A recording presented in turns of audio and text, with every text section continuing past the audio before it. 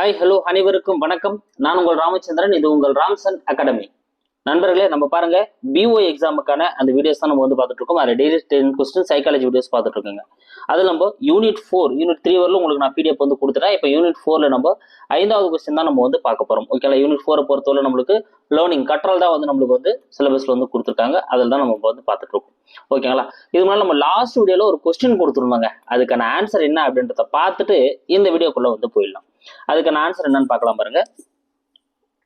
Okay, ஒரு குதிரையை நீர்நிலைக்கு அருகில் கொண்டு சென்றாலும் நம்மால் குதிரையை தண்ணீர் குடிக்க வற்புறுத்த இயலாது. இது தாண்டைக்கின் எந்த விதியில் அடங்கும் அப்படின்றத நம்ம லாஸ்ட் வீடியோல கொண்டு இருந்தோம். இதுக்கான ஆன்சர் என்னன்னு பார்த்தீங்கன்னா தயார் விதி. ஏன்னா தாண்டைக்கு வந்து கற்றல் விதி 3 விதமான விதிகளை சொல்லியிருப்பாரு. கற்றல் விதியில அந்த முயன்ற தவறி கற்றல் விதியில என்னென்னு பார்த்தீங்கன்னா தயார் நிலை விதி, பயிற்சி விதி அல்லது அலைவெண் விதி. பயிற்சி விதியோட இன்னொரு பேர் தான் அலைவெண் விதி அப்படின்னு சொல்லுவாங்க. அப்புறம் விளைவு விதி அல்லது பயன் விதி, அதுக்கு இன்னொரு பேர் தான் பரிசு அல்லது தண்டனை விதி அப்படின்னு சொல்லுவாங்க. இதுல தயார் விதி அப்படின்றது வந்து பாத்தீங்கன்னா எதுவுமே என்ன பண்ணும், அந்த செயல்பாடு செய்யறதுக்கு வந்து தயார் நிலையில இருந்தா மட்டும்தான் நல்லா இருக்கும் அப்படின்னு சொல்லியிருப்பாரு. அப்ப அதுதான் வந்து தயார் நிலை விதி அப்படின்றோம். உடல் உள்ளம் ரெண்டுமே வந்து ஒரு அமைப்பா இருக்கணும். அப்ப அந்த குதிரைக்கு தண்ணீர் குடிக்கணும் அப்படின்ற அந்த எண்ணம் இருந்தா மட்டும்தான் என்ன பண்ணும், தண்ணீர் குடிக்கும். அப்படி எல்லாம் இல்லை அப்படின்னா நம்ம என்ன பண்ணோம், அது தண்ணீர் குடிக்காது. ஓகேங்களா? அப்ப அந்த தயார் நிலை தான் வந்து இந்த கூற்றல் வந்து குறிப்பிடப்படுது. அப்ப தயார் நிலை விதி அப்படின்றது. ஓகேங்களா? சரிங்க. அடுத்து இந்த வீடியோக்கான 10 கொஸ்டின். அதுல ஃபர்ஸ்ட் கொஸ்டின் பார்க்கலாம் பாருங்க.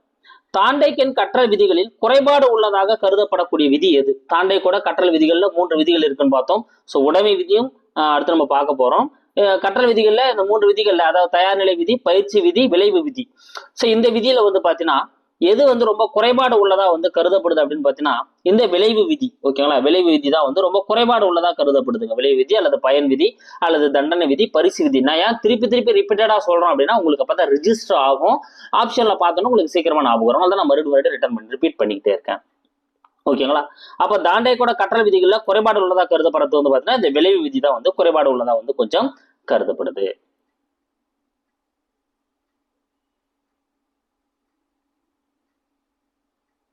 அடுத்து இதுல நீங்க ஒரு பாயிண்ட் ஞாபகம் வச்சுக்கணும். இது குறைபாடு உள்ளதா கருதப்பட்டாலும் ஆனா அனைத்து விதமான கற்றலுக்கும் அடிப்படையானது விளைவு விதி தான் சொல்லிட்டு தாண்டைக்கு வந்து நம்பியிருப்பாரு.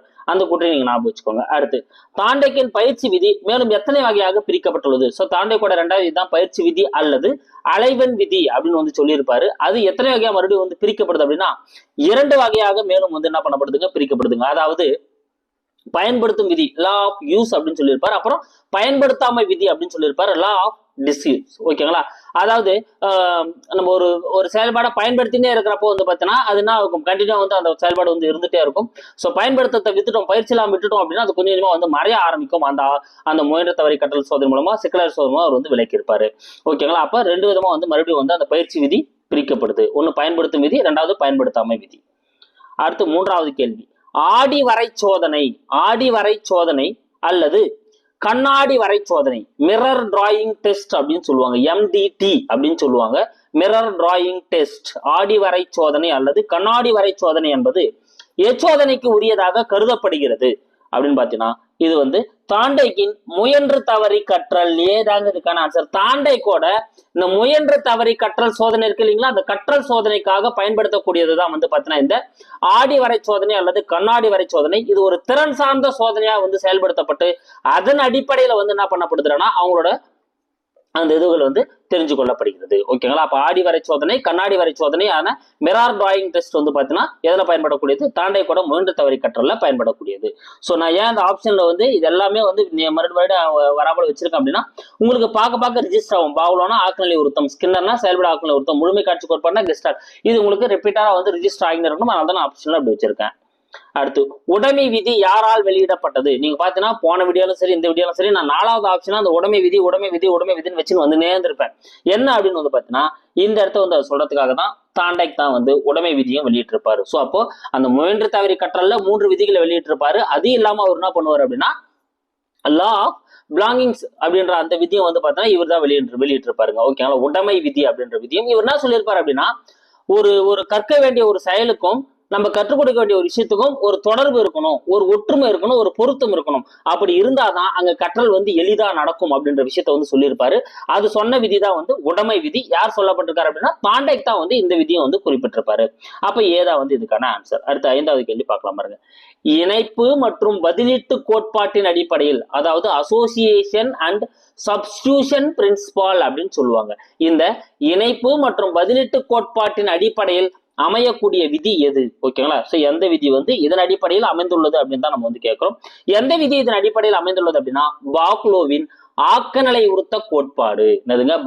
பாவ்லோவோட ஆக்கநிலை உறுத்த கோட்பாடு. மீதா வந்து இதுக்கான ஆன்சர். அப்போ இணைப்பு மற்றும் பதிலீட்டு கோட்பாட்டின் அடிப்படையில் அமைந்த கோட்பாடுனா பாவ்லோவோட ஆக்கநிலை உறுத்த கோட்பாடு. ஆக்கநிலை உறுத்தத்தின் வழியே கற்ற நடத்தையை அகற்றும் முறையை பற்றி சோதனை மேற்கொண்டவர். ஸோ ஒரு ஆக்கநிலை உறுத்தத்தின் மூலமா நம்மளால என்ன பண்ண முடியும்? ஒரு ஒரு நடத்தை இருக்கு அப்படின்னா அந்த நடத்தையை நம்மளால என்ன பண்ண முடியும்? அவங்க கிட்ட இருந்து அகற்றி மாற்ற முடியும் அப்படின்றத வந்து சோதனை மூலமா மேற்கொண்டவர் யார் அப்படின்னு பார்த்தீங்கன்னா யாருங்க? சூப்பர் வாட்சன் அப்படின்றவர் தான் வந்து இந்த சோதனை வந்து மேற்கொண்டிருப்பார். ஆக்கநிலை உறுத்தமோ அவங்களோட அந்த ஒரு குறிப்பிட்ட ஒரு நடத்தையை வந்து மாற்ற முடியும் அப்படின்னு சொல்லிட்டு என்ன பண்ணியிருப்பாரு? இது பண்ணியிருப்பாரு. இது வந்து டீகண்டக்டிங் அப்படின்னு சொல்லுவாங்க. அதாவது ஆக்கநிலை நீக்கம் அப்படின்றத வந்து யார் கொடுத்திருக்காருன்னா வாட்சன். அந்த வேர்டு கூட அப்படியே வந்து கொஸ்டின்ல வைக்கலாம். ஆக்கநிலை நீக்கம் சோதனையை மேற்கொண்டவர் யாருன்னு கேட்கலாம். யாருன்னு பார்த்தீங்கன்னா வாட்சன். அதாவது ஆக்கநிலை நீக்கம் அப்படின்னா என்னதுங்க? அதாவது ஒரு குறிப்பிட்ட நடத்தையை மொத்தம் அகற்றக்கூடியதை வந்து ஆக்கநிலை நீக்கம் சொல்லுவாங்க. அது வாட்சன் தான் வந்து மேற்கொண்டிருப்பாரு. சோ ஆக்கநிலை உறுத்தம் பத்தி அரிஸ்டாட்டிலும் நிறைய குறிப்பிட்டிருப்பாரு. இவங்க ஜான் லாக், வில்லியம் ஜேம்ஸ்ல வந்து நிறைய சோதனைகள் பண்ணியிருப்பாங்க. ஆனா இதுக்கான ஆன்சர் வந்து வாட்சன் தான். அடுத்து 7வது கேள்வி. ஆக்கநிலை உறுத்த கோட்பாடு வெளியிட்ட பாவ்லோ எந்த நாட்டை சேர்ந்தவர்? சோ ஆக்கநிலை உறுத்த கோட்பாடு யார் வெளியிடுறாருன்னா பாவ்லோ தான் வெளியிடுறாரு. சோ 1904 தான் வந்து கண்டுபிடிச்சு வெளியிட்டு இருப்பாரு. சோ அவர் எந்த நாட்டை சேர்ந்தவர் அப்படின்னா ரஷ்ய நாட்டை சேர்ந்தவர். பீதாங்க இதுக்கான ஆன்சர். ரஷ்ய நாட்டை சேர்ந்தவர். பாவ்லோவின் ஆக்கநிலை உறுத்தம். 8வது கேள்வி பாருங்க. பாவ்லோவின் ஆக்கநிலை உறுத்த கற்றலுடன் தொடர்பற்றது எது? சோ பாவ்லோவோட ஆக்கநிலை உறுத்த கற்றல் வந்து பாத்தீங்கன்னா இங்க கொடுக்கப்பட்ட 4ல எது வந்து தொடர்பு இல்லாம இருக்கு அப்படின்றதான் வந்து உங்களுக்கான கேள்வி. சோ இதுக்கான ஆன்சர் என்னன்னு பாத்தீங்கன்னா டி தாங்க இதுக்கான ஆன்சர். ஏன்னா டி தாங்க தொடர்பு இல்லாம இருக்கு. எதிர்வினை ஆக்கநிலை உறுத்தம் அப்படின்னு அழைக்கப்படுது. கரெக்ட் தான். ஏன்னா நம்ம மேல பார்த்தோம் ஞாபகம் இருக்குங்களா? வாட்சன் வந்து என்ன பண்ணிருப்பாரு? டீகண்டக்டிங் பண்ணிருப்பாரு அப்படின்னு நான் சொன்னேன். அப்போ ஆக்கநிலை நீக்கம். அதனால இது எதிர்வினை ஆக்கநிலை உறுத்தம்னு அழைக்கப்படுது. அதே நேரத்துல எஸ் டைப் ஆக்கநிலை உறுத்தம்னு அழைக்கப்படுது. எஸ் டைப்னா என்னதுங்க? ஸ்டிமுலேட்டிங். ஓகேங்களா? அப்போ தூண்டல். அப்ப அது ஆங்கிலத்துல எஸ் டைப் அப்படின்னு சொல்றாங்க. தமிழ்ல சொல்றப்போ தூண்டல் சார்ந்த ஆக்கநிலை உறுத்தம்னு சொல்றாங்க. ரெண்டுமே ஒரே மீனிங் தான். ஆனா ஆப்ஷன் அப்படி வைக்கலான்றதுனால உங்களுக்கு தனித்தனியா வச்சு காட்டியிருக்கேன். அப்ப இது மூணுமே பாவ்லோவோட ஆக்கநிலை உறுத்தத்தை தான் வந்து குறிப்பிடறதுனால அப்போ இங்க பொருந்தாம இருக்கு. திறன் சார்ந்த கோட்பாடு தான். டி தான் இங்க பொருந்தாதது. அடுத்து 9வது கேள்வி. ஆக்கநிலை உறுத்த கற்றல் டேஷ் முறையில் நடைபெறுகிறது. சோ ஆக்கநிலை உறுத்த கற்றல் வந்து எந்த முறையில் வந்து நடைபெறக்கூடியதா வந்து இருக்கு அப்படின்றதான் வந்து இது நம்ம ஏற்கனவே பார்த்தோம். நீங்க முயன்று தவறி கற்றல் அப்படியே ஒரு பிளஸ் பேக் போய் பாத்தீங்க அப்படின்னா முயன்று தவறி கற்றல் வந்து ஒரு குருட்டுத்தனமான முறையில ஒரு ஏதேச்சத்தனமான முறையில நடைபெறக்கூடியதா வந்து இருக்கு அப்படின்னு நம்ம வந்து பார்த்தோம். ஓகேங்களா? ஆனா ஆக்கநிலை உறுத்த கற்றல் எப்படி நடைபெறக்கூடியதா இருக்குன்னா ஒரு இயந்திரத்தனமா வந்து நடைபெறக்கூடியதா வந்து இருக்குங்க. எப்படி இருக்குங்க?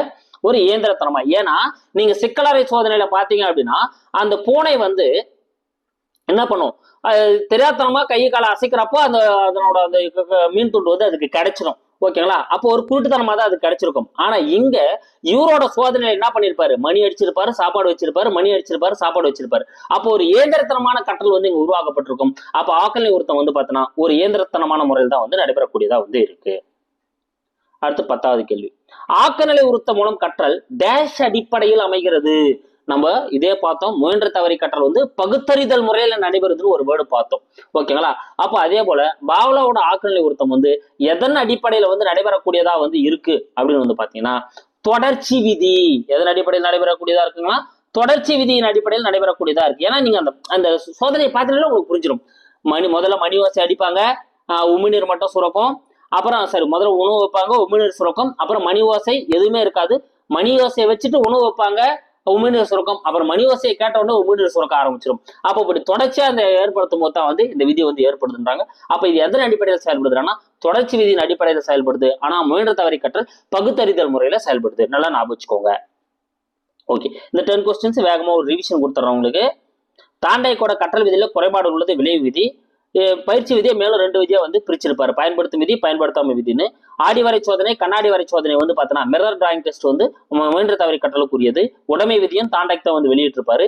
இணைப்பு மற்றும் பதிலீட்டு கோட்பாட்டின் அடிப்படையில் அமைந்தது பாவ்லோவோட ஆக்குநிலை உருத்தம். ஆக்குநிலை உருத்த வழியே கற்ற நடத்திய அகற்றும் முறை, அதாவது ஆக்குநிலை நீக்கத்தை யார் வந்து ஆராய்ச்சி பண்ணியிருப்பாருன்னா வாட்சன் தான் பண்ணியிருப்பாரு. ஆக்குநிலை உருத்த கோட்பாடு வெளியிட்ட பாவ்லோ எந்த நாட்டை சேர்ந்தவர்னா ரஷ்ய நாட்டை சேர்ந்தவர் தான் பாவ்லோ. பாவ்லோவோட ஆக்கல் நிறுத்த கற்றலோடு தொடர்பட்டது திறன் சார்ந்த கோட்பாடு என மீதி மூணுமே ஆக்கல் நிறுத்தத்தை தான் வந்து குறிப்பிடுது. ஆக்கல் நிறுத்த கற்றல் டேஷ் முறையில் நடைபெறுது. இங்க வந்து இயந்திரத்தனமான முறையில் தான் வந்து நடைபெறக்கூடியதா வந்திருக்கும். அதே போல இது தொடர்ச்சி விதி அடிப்படையில் தான் வந்து செயல்படக்கூடியதா வந்து இருக்கு. ஸோ இந்த 10 கொஸ்டின்ஸ் உங்களுக்கு ரொம்ப பயனுள்ளதா இருந்திருக்கும். ஸோ இது உங்களுக்கான கேள்வி. இது ரொம்ப ரொம்ப ஒரு எளிமையான கேள்வி தான். நீங்க எல்லாருமே ஆன்சர் பண்ணிடுவீங்க. பாவ்லோ ஆக்கல் நிறுத்த கற்றல் சோதனைக்கு பயன்படுத்திய விலங்கு எது? ஸோ எந்த விலங்கை வந்து இவர் சோதனைக்கு வந்து பயன்படுத்தினாரு பாவ்லோ அப்படின்றது தான். ஸோ 4 ஆப்ஷன்ஸ் இருக்கு. இதுக்கான ஆன்சர் என்ன வரும் அப்படின்றத கமெண்ட்ல சொல்லுங்க. இல்ல நெக்ஸ்ட் வீடியோல நான் அதுக்கான எக்ஸ்பிளேஷனோட கொடுத்துறேன். Thank you guys. அடுத்த வீடியோல வந்து நான் உங்களை சந்திக்கிறேன். நம்ம சேனலுக்கு புதுசா வந்து நம்ம சேனலை சப்ஸ்கிரைப் பண்ணிக்கோங்க. கூட பக்கத்துல இருக்கிற பெல் பட்டனை கிளிக் பண்ணி நோட்டிபிகேஷன் ஆல் அப்படின்றதையும் கொடுத்துக்கோங்க. அப்பதான் நான் போற வீடியோஸ் எல்லாமே உங்களுக்கு உடனடியாக வந்துட்டு இருக்கும். Thank you guys.